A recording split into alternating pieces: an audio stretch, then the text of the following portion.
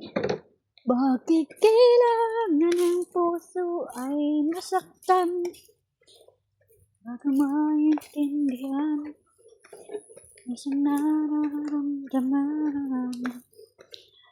Bakit iwasan kay narap sa damdamin? Yakap at mga halik ay nadarama pa rin dahil tanging ikaw ang siyang lahat. Taniwalay ka ng minsan, hindi ko matanggap.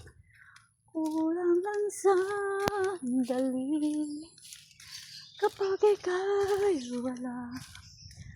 Sadyang kapag wala ka, wala rin ang tuwa.